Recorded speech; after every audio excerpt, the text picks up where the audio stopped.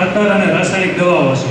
તો જે અત્યારે જે આખા આપણે ભારત દેશમાં કેન્સર નામનો મોટો બીમારી જે ભરડો લીધો છે નીરુભાઈ, એનું મુખ્ય કારણ રાસાયણિક ખાતર અને રાસાયણિક દવાઓ છે. તો એ આપણે ન વાપરીએ અને ઓર્ગેનિક તરફ વળીએ એવી મારી અપેક્ષા છે.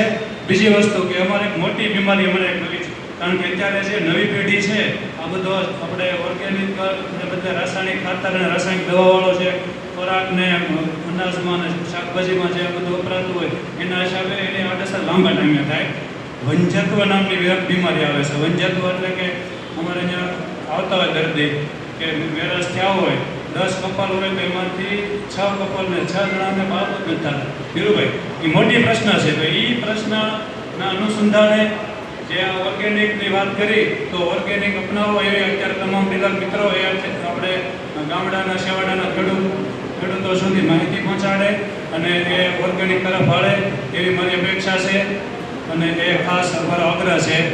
અને આજ રોજ મને જે આજે બોલાવી અને અમારે ભરતભાઈ અને ભાવેશભાઈ ડાભી જે ખાસ આમંત્રણ આપ્યું અને ખાસ યાદ કર્યો એ બદલ એનો પણ હું ધન્યવાદ આપું છું, આભાર માનું છું. અસ્તુ. ભારત માતા કી જય.